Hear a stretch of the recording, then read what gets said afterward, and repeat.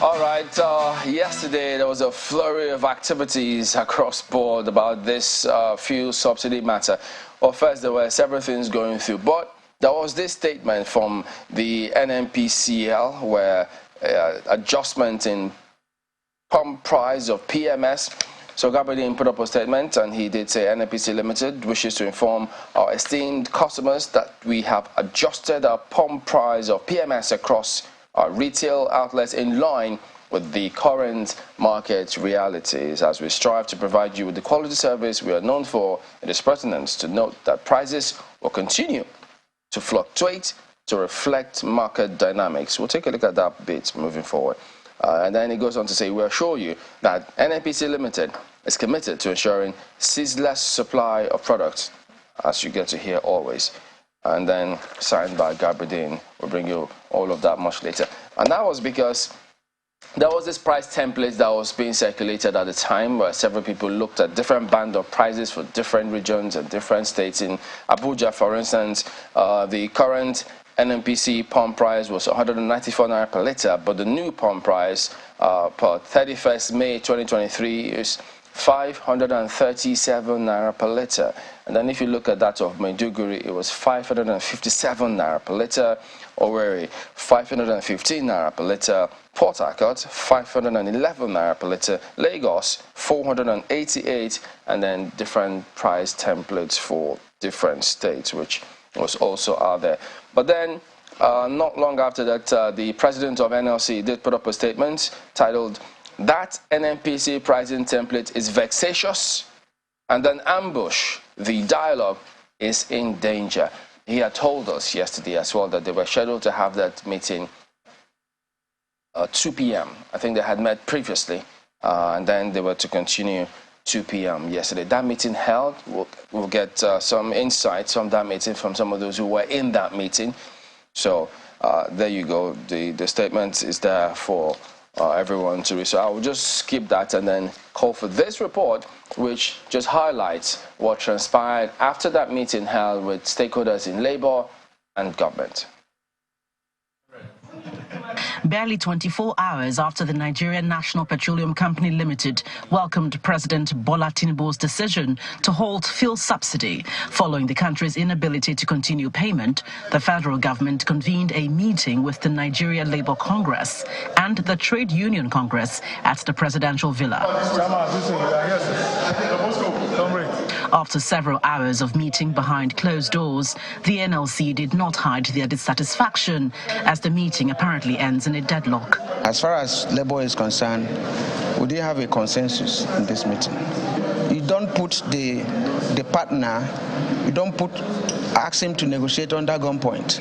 If we agree for a meeting by 2 today, and in the morning you come out with price modulation, how can you fix price in a deregulated market? The prayers of NLC is that we go back to status quo, negotiate, think of alternatives and all the effects and how to manage the effects this action is going to have on the people. If it is an action that must take off. In April, the previous administration had announced an 800 million naira palliative ahead of subsidy removal, but the NLC is not impressed with the arrangement. So there is nothing that has been concluded. That is why we are reconvening. So there was nothing that was concluded. So that is why we will reconvene again. If we had met before, before now, we could have proposed a lot of things. Just as the CNG has said, we have experts in our midst who could have profiled some solutions. Meanwhile, the federal government is determined to continue talks. We had a very robust engagement. We cross-fertilized ideas. Ideas flew from all sides, and there's one thing that is remarkable even from the Labour side, and that is Nigeria. We are looking at the peace, progress and stability of Nigeria, and that is what is paramount. We cannot go into any details now because talks are still ongoing. The Nigeria Labour Congress has decided to reconvene with her members to determine their next line of action. From the presidential villa, Gloria Umezuke, Channels Television News. All right. right, so that is what we'll focus on this morning. So we've got Festus Osifo, who is the president of PENGASSAN, and also TUC, as a matter of fact. Good morning. Thank you for coming on today. Good morning, Chambali. Good morning, Mawume. Good morning, Nigerians. Yeah, so that's on the part of Labour. But we do have Alhaji Zarama Mustafa, who is the deputy president of IPMAN. He joins us from our studios in Maiduguri. Good morning, and thank you for joining us on the program as well. We'll get to hear from him also in the course of the program. But then government also negotiated with Labour, so we will have at least some perspective in that regard, we reckon, as the program also progresses. So let's start off with this. Yesterday there was so much confusion. We thought that Labour was going to go ahead, have this meeting with government before we then expect to see what the price template was. Yeah. Because before that time, there was also this narrative out there that credited to government saying this quote-unquote fuel subsidy removal will not take immediate effect. And then many also had the impression that, okay, well, if they say they had pulled it off, it will take off, what, at the end of June or thereabout? So many were waiting. But when that price template came through, people thought, this marketer is trying to be clever by half. But then NNPC put up a statement saying, well, we have gone ahead and adjusted it. So how did all of this fit into that negotiation or conversation between Labour and government? Yes, thank you so much, Chamberlain. That was really that was where the issue started from, actually, because at the end of the day, we had an understanding a day before. Myself and the NLC president, we had an understanding with government that, okay, we are going to have a meeting yesterday at about 2 p.m. So we were going about trying to get, okay, those that will participate in the meetings, because our members are spread all over the country. Our officers are spread all across. So we're reaching out to them. Okay, let's have this meeting 2 p.m. But to our surprise, around this time yesterday, so the information went out there. We saw the template the same way that you saw it in the media. So it was circulating in the social media. We tried to reach out to the government officials to find out, is this actually from you? So before you know, the other statement came from NNPC as well. So that caused that level of panic across the country. Just as you see a lot of stations, they now started selling these PMS, they threw their gates open and they started selling the PMS. So that actually put us in a very tight corner.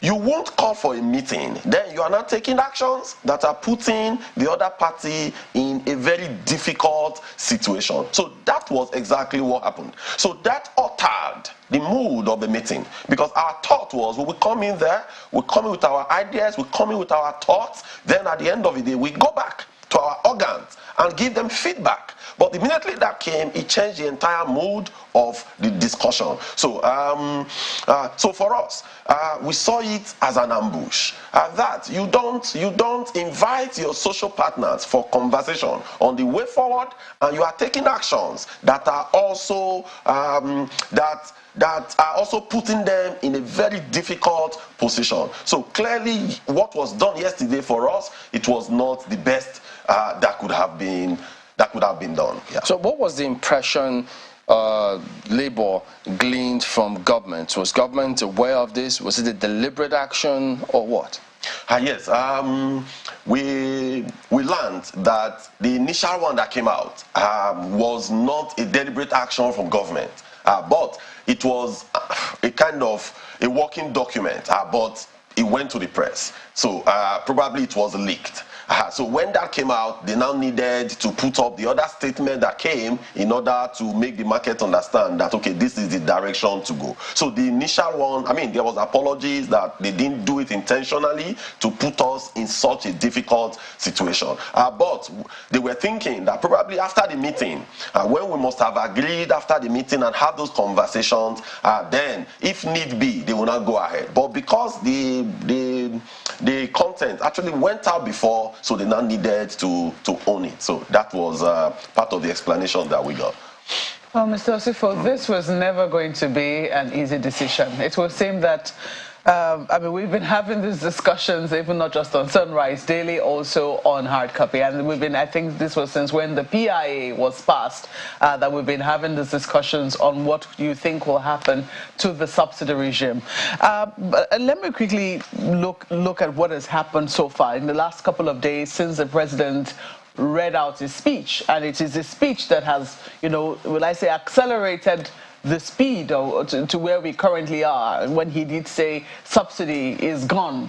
And then the very next day, we see that the queues at the filling stations in anticipation of the removal of subsidy. People quickly want to buy, and then before you know what's happening, there was chaos because marketers were selling at whatever price suited them for those that opened their gates. And for those that did not open their gates, some of them had the products or were refusing to sell. As of yesterday, I do not know, whether you also had people who were monitoring what was happening. As of yesterday, in some places, when the NNPC eventually did say, this was the price they were going to be selling at, in some places, the queues were there, the gates were open, people were refusing to buy. People were refusing to enter to buy. In some other places, people drove in and they bought. Yeah, sure. In places like Abuja, the queues all but disappeared. I mean, we didn't see any queues in Abuja. Now, if you drive into any filling station, even filling stations that have not been selling for a while are now selling. So I'm looking at the statement that Labour has released here, especially that of the NLC. It says government cannot in one breath be talking about deregulation and at the same time fixing the prices of petroleum products. This negates the spirit of allowing the operation of free markets unless the government has usurped, captured, or become market forces. And I'm wondering, is it that Labour thinks that at some point government should have no role to play in terms of the price that petroleum products are sold? Is that the belief of Labour? Okay, before I come to that question, in the intro, you said something about people refusing to sell. I spoke with a marketer, a member of one of the marketing outlet organizations. So I spoke with them and I tried to find out what happened.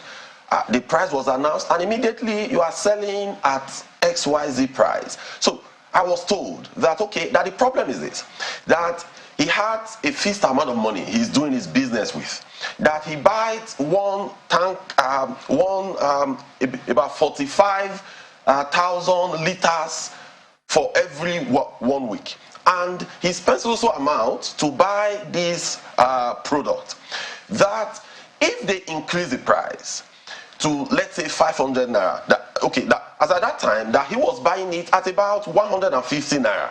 But if the price is moved to 500, that means the cost is going to be tripled.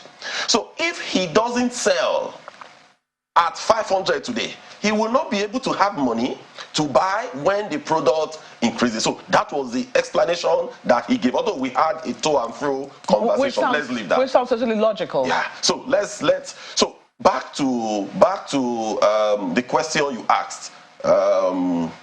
Please remind me again that particular question. Yeah, about whether or not the government was also always going to play a role if Labour is not okay. So those are the conversations that we must have. Mm-hmm. The conversations should be much more deeper than that. Okay, today I saw you in the paper review talking about the new exchange rate. CBN just came out, they've announced a new, if that is correct, as reported by that particular daily, then that means tomorrow, what stops them again from saying that the exchange rate is 1,000 naira? What stops them again from saying the exchange rate is 1,200? So now, how do you get to how do you fix pump price? Or how do you determine the price of the PMS at the pump? You have to factor in cost of production, and most of the cost of production is actually in USD. Then at the end, you now dovetail it into, or you convert it to Naira. You use the exchange rate. So if the exchange rate is fixed arbitrarily, then that means tomorrow we could buy PMS for as high as 1,500 Naira. So now, we don't believe that you should leave it 100% to the vagaries of the market today you could realize that the cost of kerosene has gone up to about 1,000 naira. So we have asked some questions. This cost of kerosene, where are they sourcing their FX from? If they were sourcing their FX from CBN, the cost of kerosene wouldn't have been up to that amount. But because they go to parallel market to source for their FS, that is why kerosene is like that. So those are some of the questions that we have thrown to government. That now, what is the exchange rate that is going to be used? How is that also going to be controlled? Are you going to leave this to marketers to make margins of 200 naira, 300 naira, 400 naira per liter? So how are all these going to be done? Those are the understanding that we must all sit down and we must have that conversation. So it would seem that if you already agree that at some point subsidy was going to go, the question was how. I think for a number of people that was the key question. How and what will be how will we be able to mitigate the untoward effects it will have on the people? Because I think what people say on the economy, it is the people that make up the economy. That conversation is still very pertinent. Some people will say it's still very pertinent, but it will only be able to happen only if we're able to see the areas where people are most affected. You don't agree?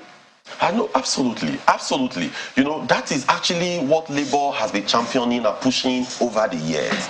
That you don't bring some policies that at the end of the day that will affect the people. A lot of policies of government, the people have bear the brunt. If you look at several policies, the only thing today that the people get relatively cheap compared to the cost of production is this PMS. Look at every other areas. The Nigerian workers are battered. Look at other areas. The masses are subjected to loss of hardship. But the only item is this, and you want to take it away. So taking it away, what are the alternatives? And that is why, before now, we've been having conversations. And one of the things government told us was that they are going to provide CNG. They were the one that brought it. They were the one that told us. Compressed natural, yes. So in 2020, they told us. And we told them, okay, start providing this.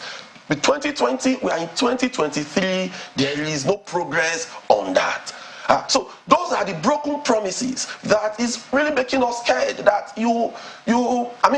today, a lot of trade unions, you have MOU, you have MOA, they are not being respected. Even some of the policies that government sits down on its own to design, when they are implementing it, they default on it. So how do you trust the same government to be able to see this through as well? So these are the real challenges that we are having in Labour. We will still talk about Labour's perspective on way forward and solutions. But let's bring in Alhaji Zarama Mustafa, who is Deputy President of IPMAN, who joins us from our studios in Maiduguri. Good morning, and thank you for joining us on the program today.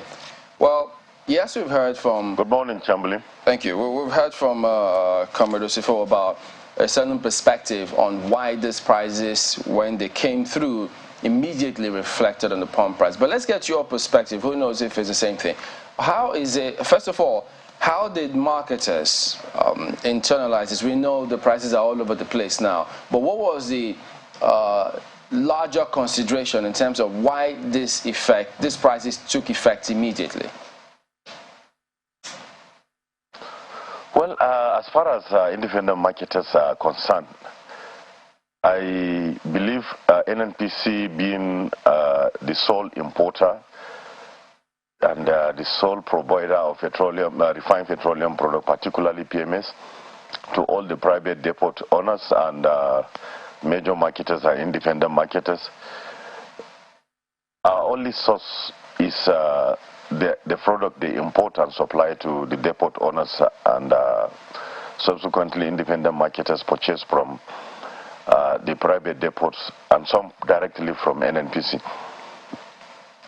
So with the latest development yesterday of the release of the prices of the new price of PMS, we just saw it, and we have no option than to abide by it and see how best we can be able to continue our business. although it's a better field that we all Nigerians have to swallow, but I know it's not going to be easy on the economy, on the citizenry, and almost every person. So, George, just tell us. Yeah, go ahead. Government should look into what? Government should look into it and provide palliatives in such a way that such effects can be at least minimized on the citizenry. When you say that you just saw it and you had no option, weren't there conversations between the NNPC, the marketers, and then before they came to agreement on this price templates? What usually happens? Well, Chamberlain, this issue of subsidy removal, if you can go through history, it all started during Olusegun Obasanjo, while late Rashid Badamasi was the head of PPPRA, Petroleum Product Regulatory Agency, which was basically first for it to unroll the regulation in the downstream source sector. They started with the regulation of AGO in 2003-2004, and they intended going to regulate all other products. But subsequent government of Eradua, Jonathan, tried as much as possible to see that this regulation has taken effect. But it could not succeed because of the obvious effect it will have on the citizenry and the reactions of the citizens. But with time, you can see the bulk of burden is putting on the economy and the government in general, especially now that government is all looking at how best they can be able to generate enough funds to fund all the dividends of democracy that is needed in areas of infrastructure, in areas of health, in areas of education, in areas of developing the SMEs and bringing about private sector driven economy that will propel Nigeria's economy to a better level. Are you saying or suggesting that the NNPC unilaterally fixes these prices and marketers at the moment or IPMAN have to comply? Yes, NNPC being the sole supplier is the determinant of how much we purchase. The regulation is just taking effect. Maybe with time they will allow other players to also participate in the sourcing of the product and importing it to compete with the NNPC Limited. All right, well, Comrade, could you shed some light on this, if you will? Yes, if it's deregulated, what is expected to play out? Are we still going to keep having this kind of templates come through from NNPC? Because many would have thought if it's deregulated, the market forces would naturally take its course. This kind of scenario will no longer happen. So what's going to happen with that? In a system where you deregulate 100%, you allow the market forces to come in. But the regulators and other government agencies that are also there to protect the consumers, you must also be active in such a way that the profit level or the margins that are going to be added should be managed.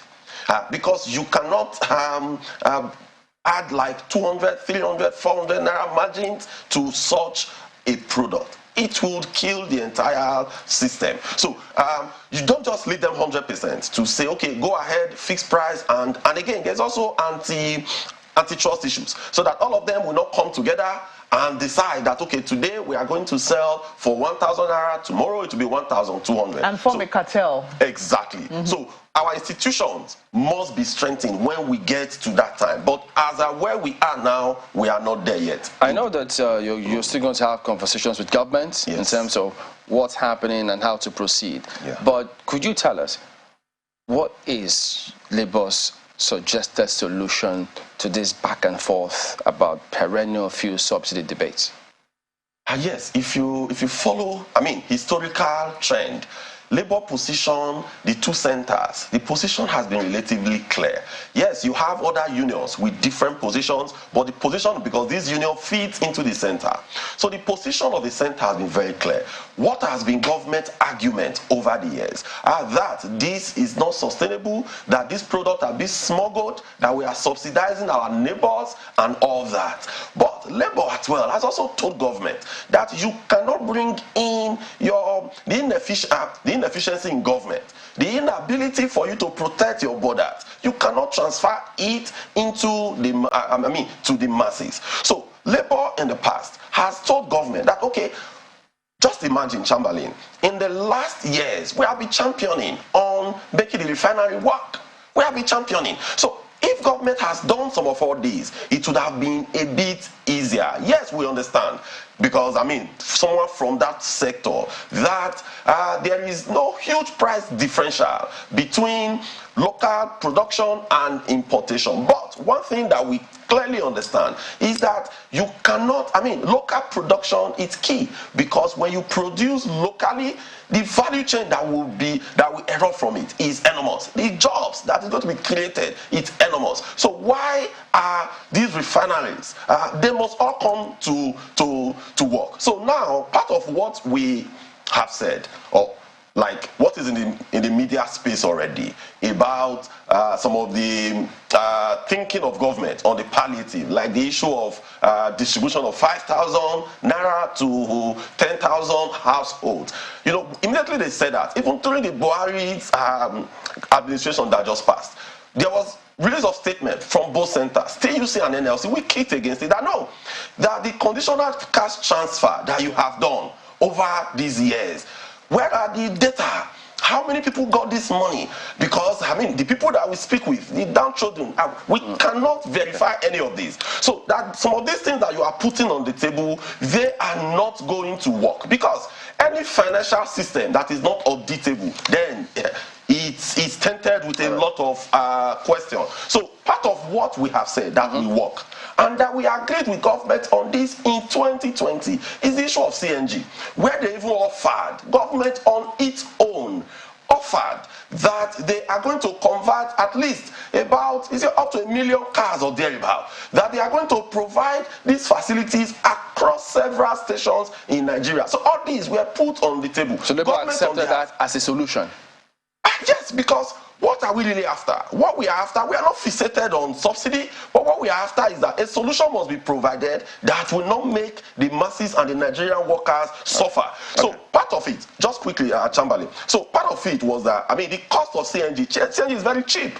You could get CNG if not now that the Naira is trying to also move. With the earlier CBN rate, you could have gotten CNG around 160, 170 or thereabout. So if you have that and all the cars have the facilities to use CNG, then there is no issue. Let's bring in our colleagues in Lagos. Go ahead, guys. Thank you, Chamberlain. Mr. Osifo, let's try to help Nigerians understand what's going on here properly.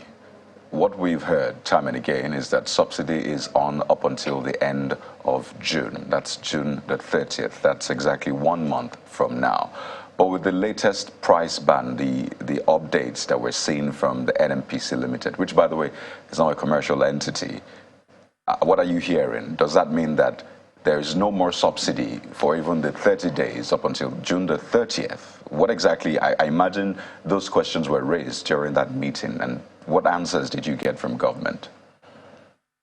Yeah, thank you so much, Coyote. So that was part of the issue that we had. We said that, when the president said it during the inaugural speech, that subsidy is gone. So part of the challenge we had, we quickly went back to the 2023 Appropriation Act to check, were we mistaken? Where are we on this? So we saw that it was still a law as at that time. So we now said that if this is still a law today, then why will subsidy be gone? So we thought, in fact, that there will be a retraction or a clarification on that by them issuing statement to clarify that, okay, it's up to the end of June, but that we are going to engage all stakeholders and all that. But at the end of the day,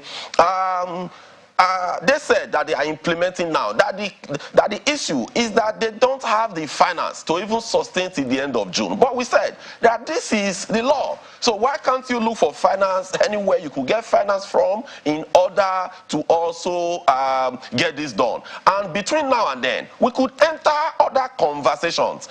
Because even that June, when they said it's going to be in June, if you remember clearly, earlier on in the year, we also agitated. We did a lot of press statements to say, if you are planning to do this, what are the alternatives? Come and have a conversation on what the alternative could be. And for us, the primary alternative has been CNG. So, but what government has said, to answer your question succinctly, is that the deregulation has already started. Right. That means they are not waiting till June because they said they don't have the finances to get to that point. But the union response was that if you have monetary and fiscal challenges, how did we even get there? So you cannot mismanage the economy, you cannot put us in a difficult situation over the years, and at the end you want us to bear the brunt without sustainable alternatives and without sustainable palliatives. Okay. Palliatives that we know that will work. Mr. Osifo, let me come in here quickly. Lots of issues to raise just before I go to Mr. Mustafa, but I also need you to give some clarity on what played out yesterday at that meeting. Because a lot of people saw the meeting coming and they thought, okay, at least government called a meeting, things will be resolved quickly, as soon as possible. But you came out and said, well, you couldn't agree on a lot of issues. So what did Labour table? What were those issues that you couldn't agree upon? Because I know NNPC was represented there, the CBN governor was also represented there. So did the issues of Forex, for example, did it come up? Is that something, did you propose or make proposals on that? For the NNPC as well, did you make, what kind of proposals did Labour make? And how did it deadlock? What did government offer? I know, so they invited us for the meeting. So we went to the meeting. I may not want to tell you everything that transpired in the meeting because the two centers will be having our NEC meeting on Friday, so that we will not preempt what the NEC is going to come up with. But I can only discuss what is already in the public space on some of the things that they provide.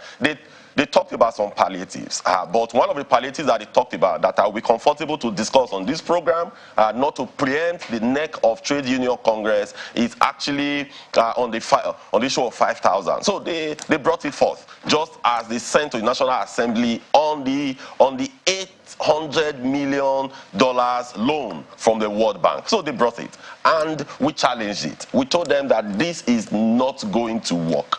This is not going to work because the issues are very clear. The ones you've done before, how were they done?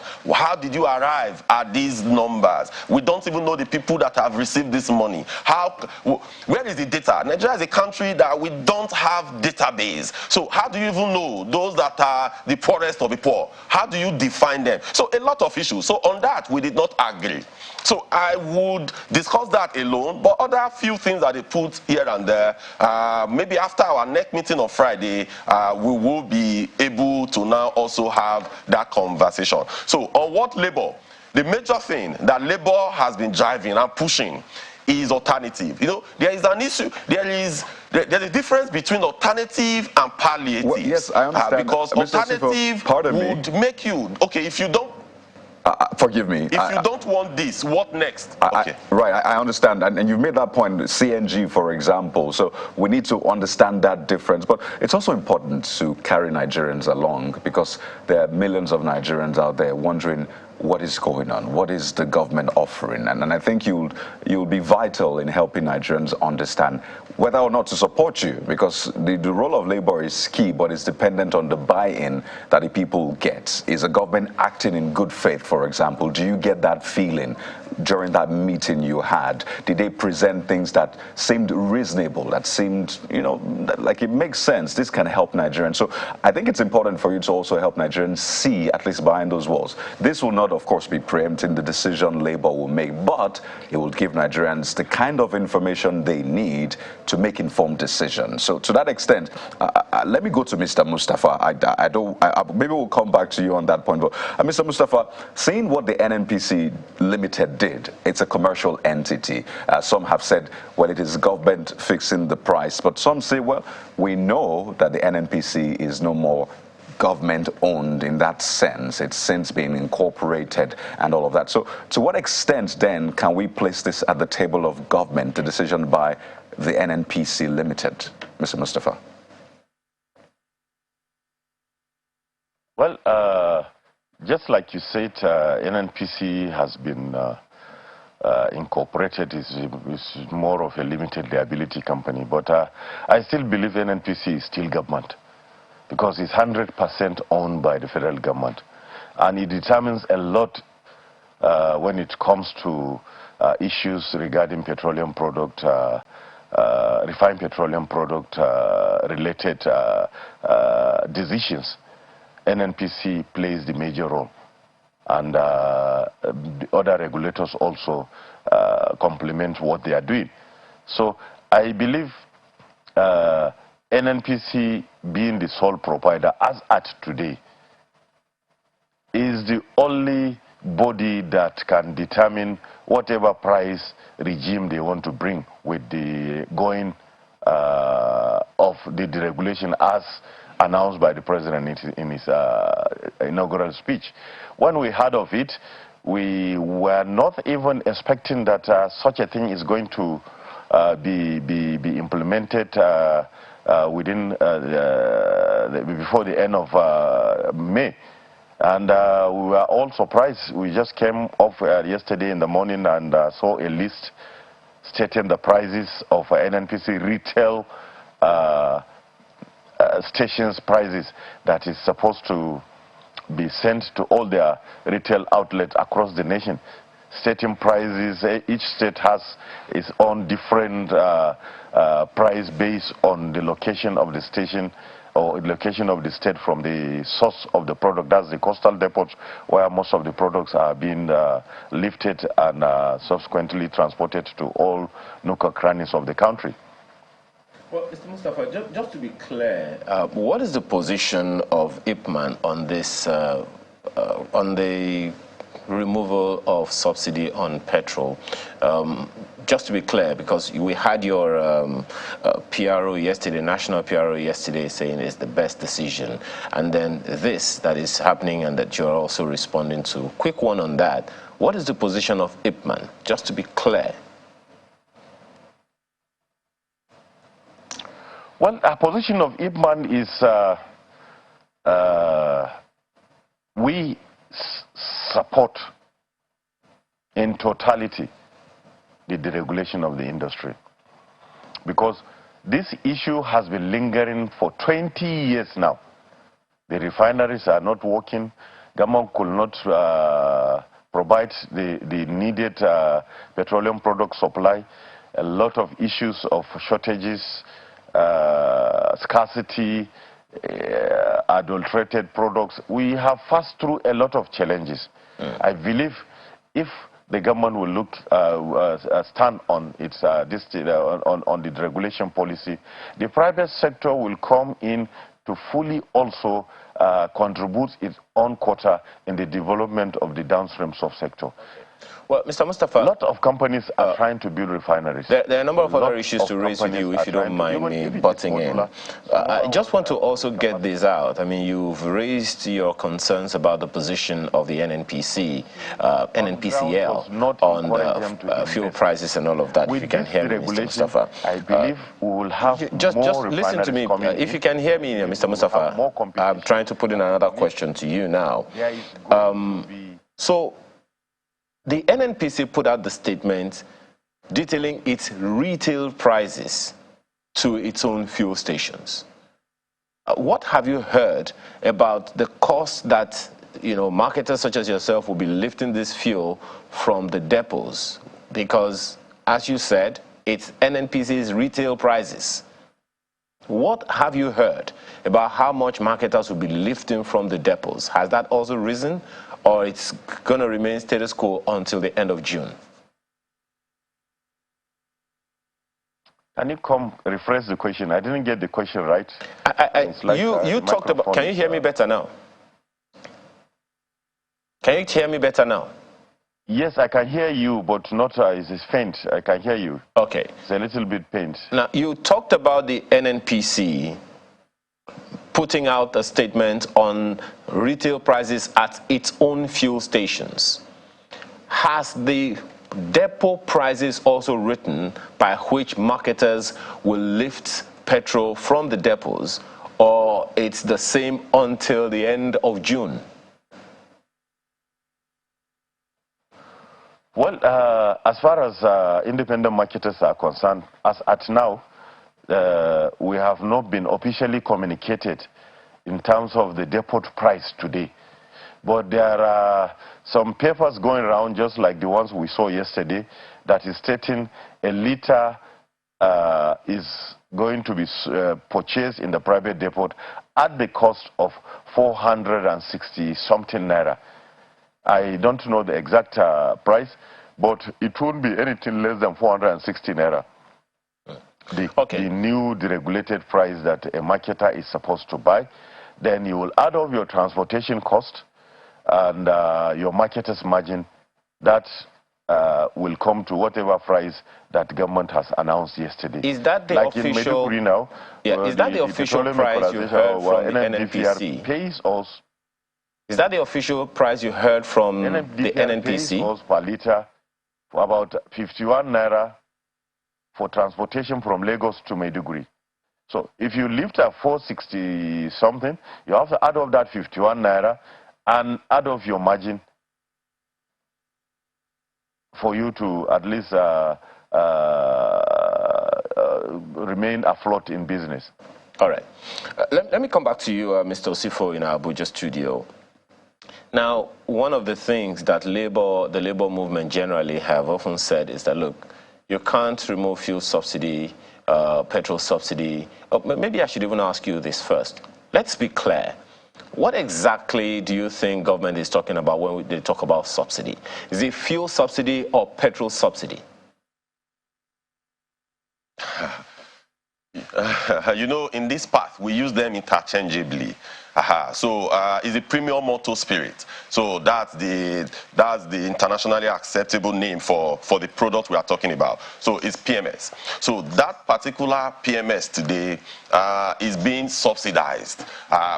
But what brings about the subsidy? It's actually about the cost of production or the landing cost. Explain all of that. So but there's a place that I'm coming to. My apologies, Mr. Osifo. Okay. There's a place that I'm coming to. One of the things that has been raised frequently by labor is that government should get the refineries working before this petrol subsidy or fuel subsidy, as you call it, is removed. By my understanding, PENGASSAN means petroleum and natural gas workers. I assume your members work at the refineries, correct? Yes, correct. Okay. From what you know, how much of a contribution of government saw to the dereliction of duties, if we can use that term, concerning the refineries, and how much of it would you say is the responsibility of workers at those refineries? No, absolutely not, because I'm the president of PENGASSAN at well, but putting it succinctly, you know, I have given some illustrations before. So you have a driver. So you got the car and you give this car to an Uber driver.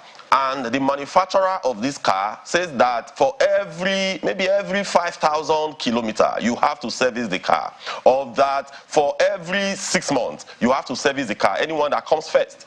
So this Uber driver keeps using this Uber and is giving you the money at the end of the day. So when he gets to 6 months, he comes to you, boss, let us service this car. And you say, no, keep using it. The guy will keep using it over and over and over again. Then he keeps telling you, let's get this done, let's get that fixed, but you keep collecting the returns and you are not making any effort to get the car serviced. So one day the engines of that car is going to knock. So who are you going to blame? Are you going to put the blame at the doorstep of the Uber driver or the owner of that car. So it's very clear. Okay. The workers in the refineries, they are extreme. In fact, they are professionals. But when they are not being given the tools to work, when a maintenance program is designed, and at the end of the day, the tools to, the spare parts to get some of the machinery parts changed are not there. Okay. Some of the things they need to use to get this plant to put them in workable state are not there. So if those things are not provided, the workers will be handicapped. That is exactly what has happened in those refineries. But again, as PENGASSAN, yes. Okay. I assume. As PENGASSAN again, I could. Go ahead, land on that point.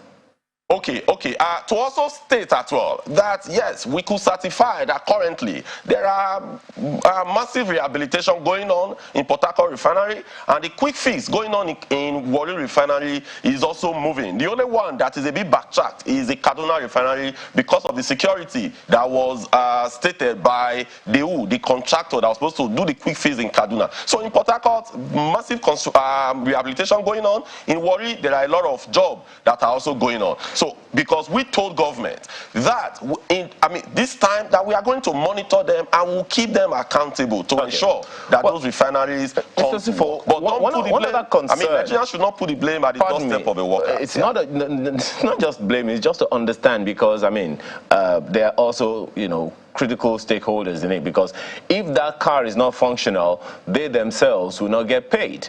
And it just also happens, leading to the question that I meant to ask you, there were budgets for workers at those refineries. They earned their day's pay. Was there ever, even though, as you said, the refineries weren't working, they were earning a day's pay and without, getting productivity? The question that I would like to ask you, was there ever a time that a strike was called by PENGASSAN simply because the maintenance wasn't happening according to what the members of the staff of those organizations expected? Was there ever a time a strike was called to the effect? Yes.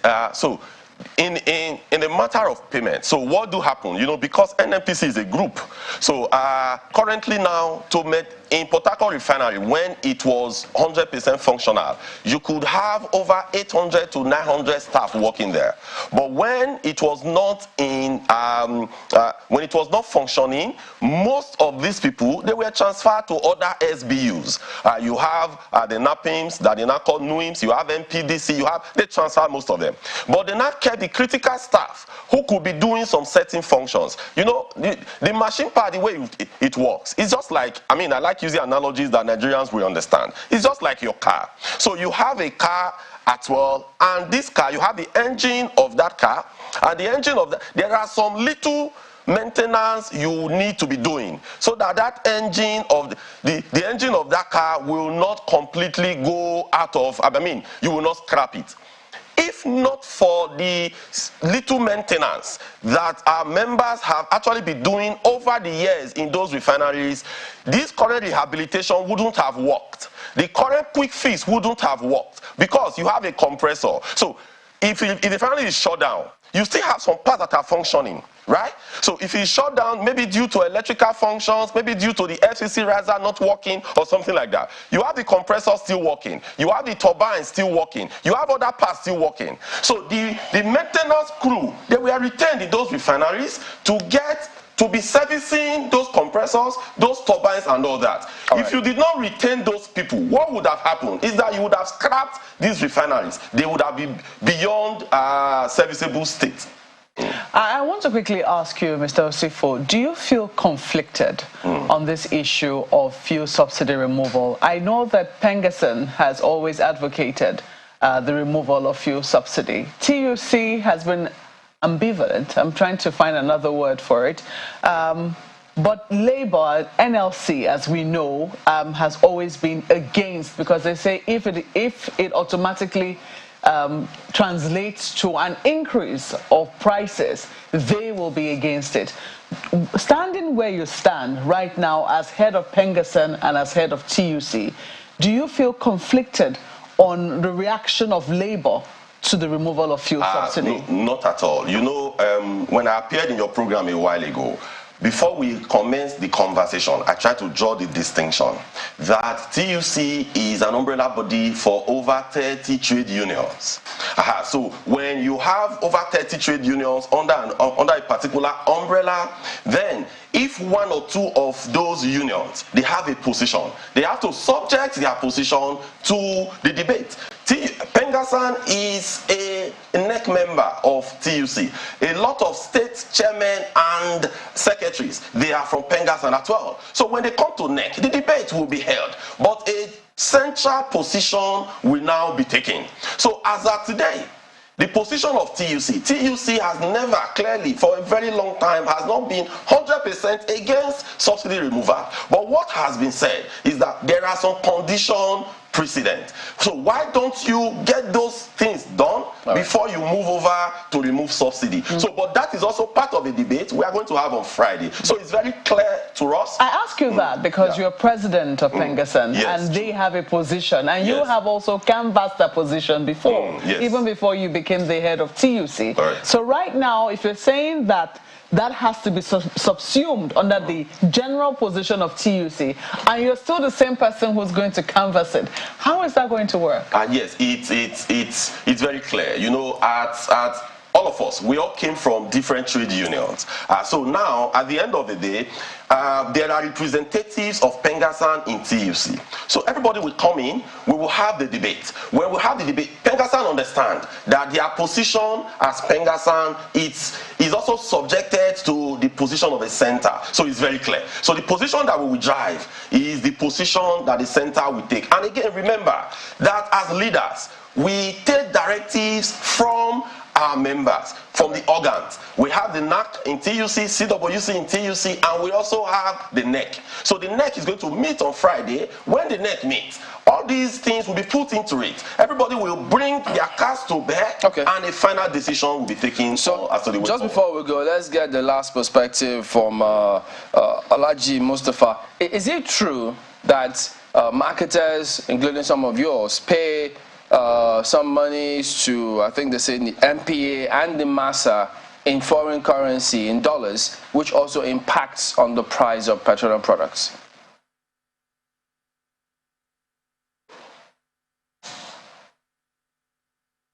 Yes, that is a fact. That is a fact. Not only the payment of NIMASA and other naval agencies, even the shipment of the product from the mother vessel to the coastal depot where the product is being discharged, it is all charged in dollar. Why is it in dollars? Why can't they be in naira really in the country? The price. Why is it that the payments within the country cannot be in naira? I cannot be in a position to answer why. But in a country where we have our currency as naira, ideally every transaction that is supposed to be done in the country is supposed to be handled in our own national currency. For whatever reason, is still lingering, and that is what is going on, and is having effect on the prices, landing cost of the petroleum product to the coastal depot. All right, Corey, maybe that's one of the things that might come up in that meeting, because, I mean, if it's a huge challenge here, why are we paying those within Nigeria now? Why, it shouldn't be in dollars. Yeah, Chamberlain, that was a very valid question. We have challenged this before now. MPA and IMASA, they collect their charges in USD, and we have consistently queried that. But for that of the vessels, these vessels are international flag vessels, so that's understandable. Yeah. But for Nigeria, institution of government are collecting their fees in USD, I think it is completely wrong, and it must be removed. All right, we'll look forward to all of those meetings, but there are some statements that have come through from government which suggest many rivers to cross with Labour at that meeting. But we'll have to thank both of you for coming on this morning. Festus Osifo, President of PENGASSAN and TUC. Alhaji Zaraba Mustafa, who joined us from our studios in Maiduguri, is Deputy President of IPMAN. Thank you, gentlemen, for coming on today. Thank you so much. Thank you very much, Ambly. All right, well, back in a moment. We'll get to hear some perspective, albeit from government in the manner of speaking. Maybe you'll see why in just a moment. Stay with us.